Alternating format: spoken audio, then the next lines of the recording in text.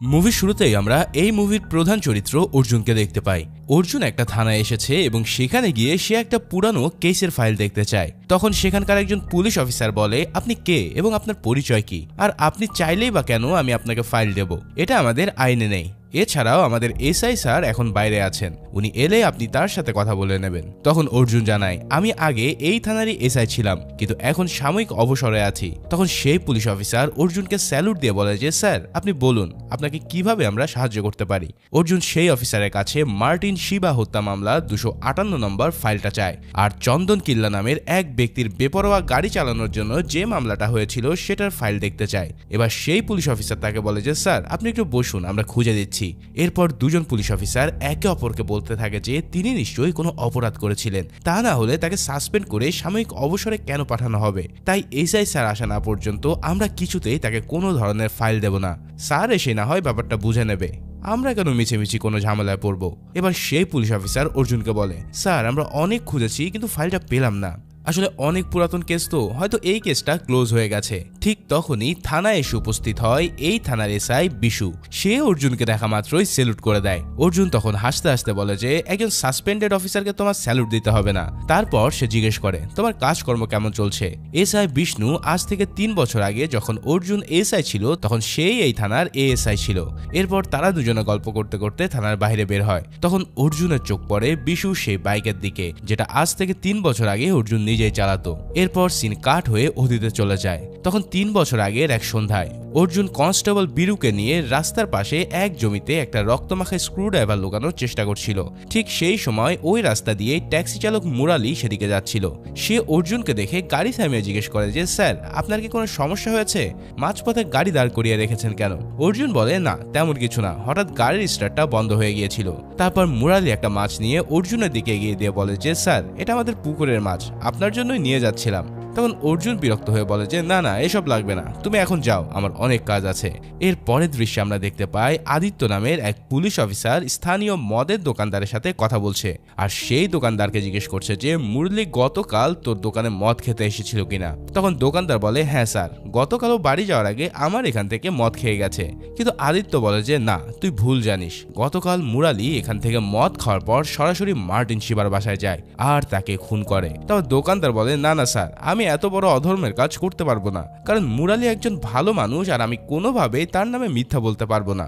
মুরালির একমাত্র সম্বল তার বোন, আর কিছুদিন বাদেই তার বোনের বিয়ে হবে, তাই মুরালির কিছু হলে তার বোনটা একা হয়ে যাবে। তবে সেই কথা শুনে আদিত্য রেগে বলে যে, তুই যদি কোর্টে মুরালির নামে আমি যা শিখিয়ে দিয়েছি সেটা না বলিস তাহলে তোর দোকান আর থাকবে না। তাই এখন তুই সিদ্ধান্ত নে যে তুই কি করবি, খেয়ে দিয়ে বউকে নিয়ে সুখে থাকবি নাকি সাধু সাজতে গিয়ে দোকানটা হারাবি। এসব কথা শুনে শেষ পর্যন্ত সেই দোকানদার আদিত্যের কথায় রাজি হয়ে যায়, কারণ তার কাছে আর কোনো পথ ছিল না। এর পরের দিনে কনস্টেবল বীরু মুরালির ট্যাক্সির মধ্যে একটা অজ্ঞান করার স্প্রে রেখে দেয় এবং তার বাড়ির পাশে মার্টিন শিবার রক্তমাখা কিছু কাপড় পুড়িয়ে মিথ্যা প্রমাণ তৈরি করে, যাতে খুব সহজে মুরলিকে খুনি সাব্যস্ত করা যায়। অন্যদিকে থানার সামনে মার্টিন শিবার কর্মীরা বড় ধরনের আন্দোলন করছে।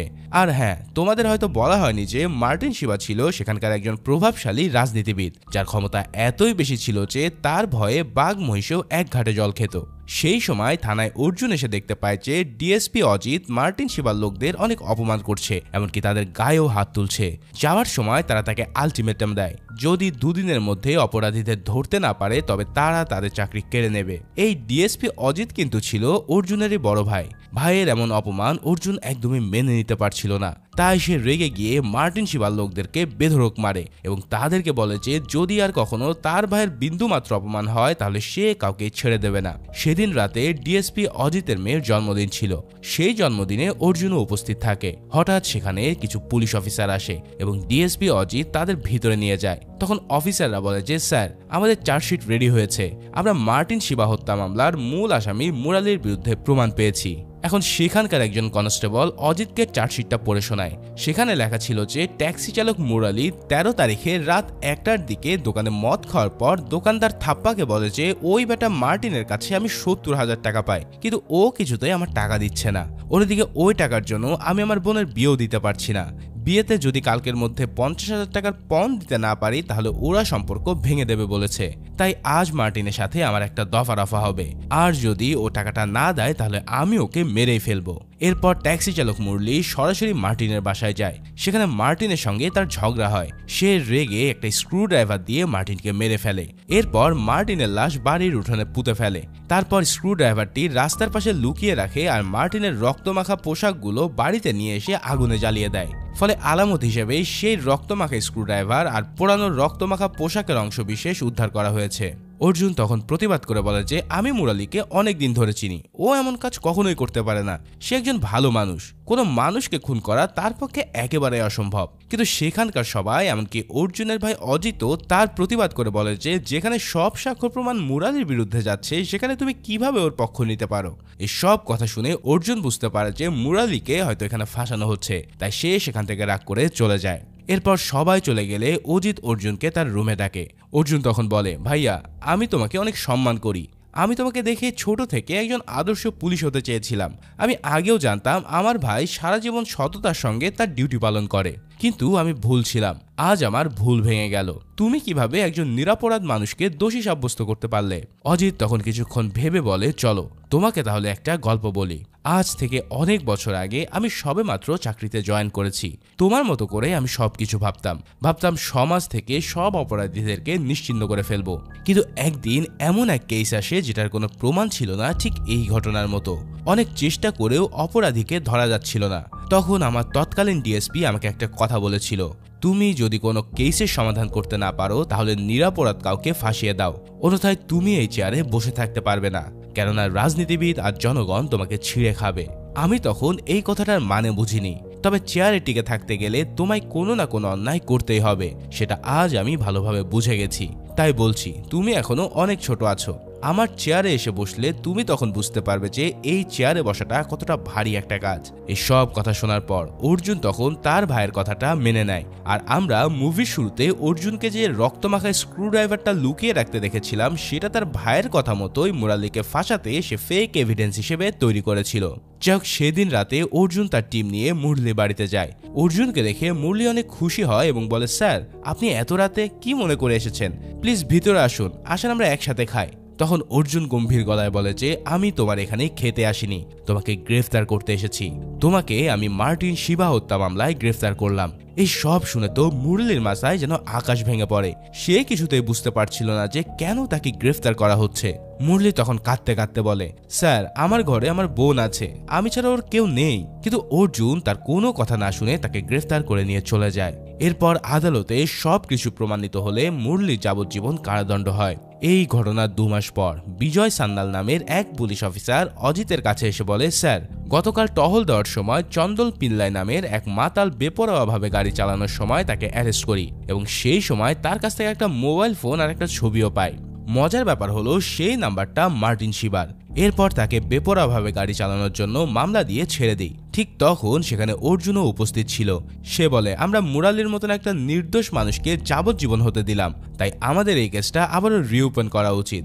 অজিত তাকে নিষেধ করে বলে যে এই কেসটায় মুরালি নির্দোষ প্রমাণিত হলে আমাদের সবার চাকরি তো চলেই যাবে, সেই সাথে সবার মিথ্যা ইনভেস্টিগেশনের জন্য 7 বছরের জেল হবে। তাই এই কেসটা কোনোভাবে আর রিওপেন করা যাবে না। ফলে মুরালির সাথে যা হয়েছে সেটা ভুলে যাও। কিন্তু অজিত তো দমে যাওয়ার পাত্র নয়, তাই সে একা একা ইনভেস্টিগেশন করে এই কেসটা রিওপেন করার চেষ্টা করে। এরপর অজিত যখন জানতে পারে যে তার নিষেধ সত্ত্বেও অর্জুন কেসটা নিয়ে নতুন করে ইনভেস্টিগেশন শুরু করেছে, তখন তাকে আইজির বাসায় তার নিরাপত্তার জন্য সে পোস্টিং করে দেয়।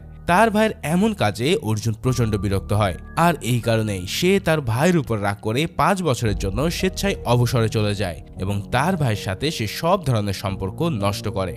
এরপর সে একটা নতুন শহরে গিয়ে নতুন পরিচয়ে বসবাস করতে থাকে, আর সেখানেই তার সাথে বন্ধুত্ব হয় মিনু নামের একটা মেয়ের সাথে। তাদের এই বন্ধুত্ব একসময় ভালোবাসায় পরিণত হয়, আর এরপরেই তারা দুজনকে ভালোবেসে ফেলে। একদিন অর্জুনের ভাতিজি অর্থাৎ অজিতের মেয়ে তাকে ফোন দিয়ে বলে, আঙ্কেল আমার বিয়ে ঠিক হয়েছে, এখন বাবার সাথে তোমার যতই ঝামেলা থাকুক আমার বিয়েতে তোমাকে কিন্তু আসতেই হবে। এই সব কথা শুনে অর্জুন তার ভাতিজির কথা আর ফেলতে পারে না, তাই সে তাকে কথা দেয় যে হ্যাঁ সে তার বিয়েতে আসছে। এর পরবর্তী সিনে আমরা দেখতে পাই অর্জুন আর মিনু তার ভাতিজিকে নিয়ে কেনাকাটা করতে এসেছে। ঠিক সেই সময় সেখানে সে মুরালির বোনকে দেখে চমকে ওঠে। এরপর মুরালির বোন অর্জুনকে অনেক অনুরোধ করে। সে বলে, ভাইয়াকে গ্রেফতার করার পর অনেক চেষ্টা করেছি তাকে ছাড়ানোর, কিন্তু আমি কোনোভাবেই তা পারিনি। এদিকে শেষমেশ আমার বিয়েও ভেঙে যায়, আর শেষে নিরুপায় না হয়ে এখানে কাজ নিয়েছি। তাই আপনার কাছে অনুরোধ, দয়া করে এখানের কাউকে বলবেন না যে আমি মুরালির বোন, তাহলে তারা আমাকে কাজ থেকে বের করে দেবে। এই সব কথা শুনে অর্জুন ভিতর থেকে প্রচন্ড কষ্ট পায়। সে ভাবতে থাকে যে হয়তো তার জন্যই আজ সব কিছু হয়েছে।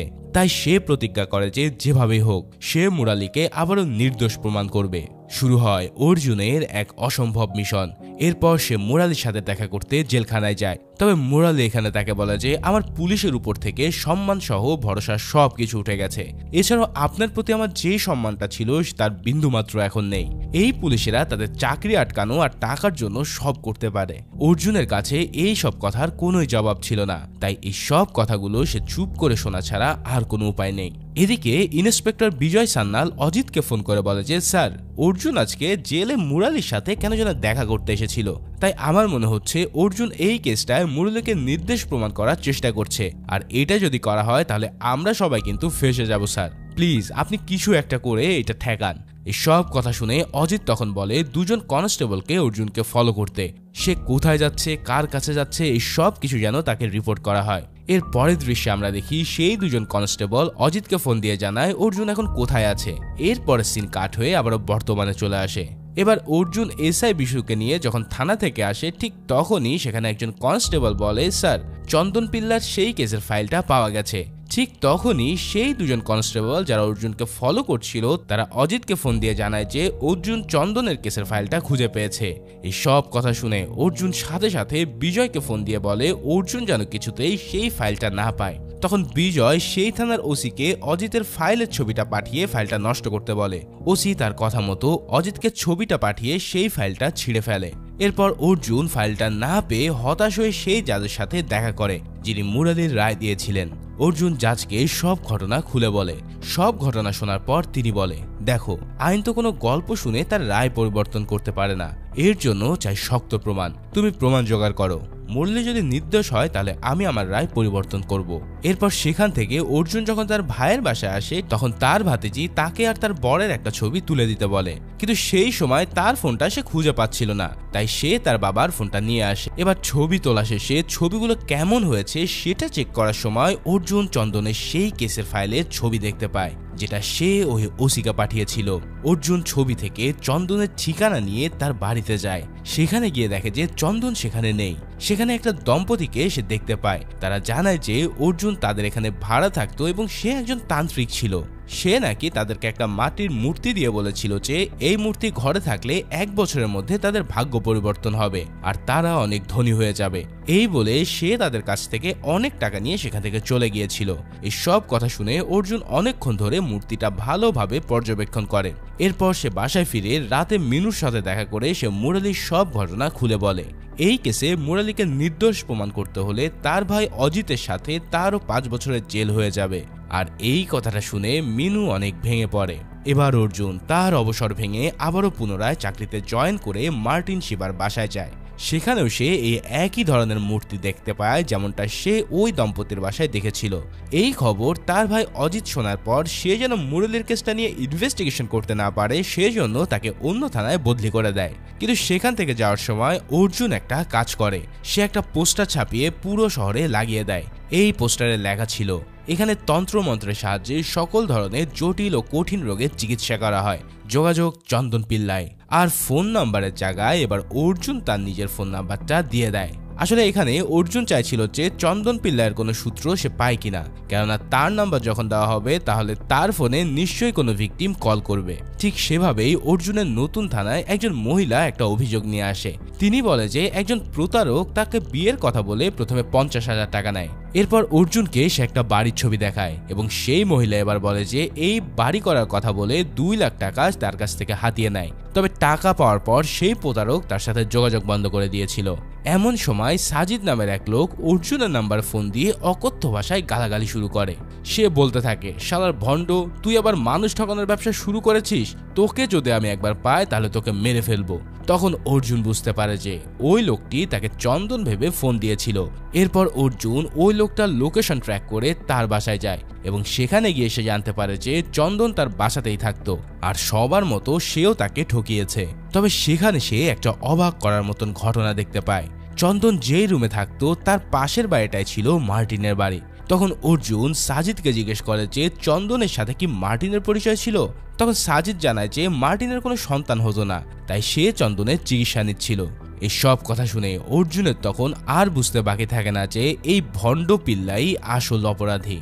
এরপর সে সিআইডি সাহায্য নিয়ে চন্দন নামে যত অপরাধীর নামে অভিযোগ আছে তাদের একটা তালিকা বের করে, আর সেখান থেকে চন্দন পিল্লাই নামের একজন অপরাধীর নামে সবচেয়ে বেশি প্রতারণার মামলা দেখে সে নিশ্চিত হয় যে এটাই সেই চন্দন পিল্লাই। এরপর অর্জুন সেই চন্দনের বাসায় গিয়ে দেখে যে চন্দন তার পরিবারকে নিয়ে বিদেশে যাওয়ার জন্য বের হচ্ছে। তবে সে অর্জুনকে বলে যে স্যার, আমি একজন নিরপরাধ, কেউ একজন আমার নাম ব্যবহার করে এই পুরো অপরাধগুলো করে বেড়াচ্ছে, আর এই ধরনের হয়রানির জন্য সে অতিষ্ঠিত হয়ে এই দেশ ছেড়ে যেতে চাইছিল। এখন এই কথাটা কনফার্ম হওয়ার জন্য অর্জুন তার একটা ছবি সাজিদকে দেখিয়ে জানায় যে এটাই সেই চন্দন কিনা, কিন্তু সাজিদ তাকে বলে যে না স্যার, এ সেই চন্দন পিল্লাই না। তখন অর্জুনের বুঝতে আর বাকি থাকে না যে চন্দন পিল্লাই নামের আসলে কেউই নেই। তখন তার সেই মহিলার কথা মনে পড়ে যে থানায় এসে তার কাছে প্রতারণার মামলা করেছিল। তখন অর্জুন সেই মহিলার কাছ থেকে সেই প্রতারকের নাম্বার ট্র্যাক করে তার সাথে দেখা করে। সে জানায় তার নাম অমিত, আর এখানে আর এক বিষয় হচ্ছে এই নাম্বারটা তার নিজেরই না।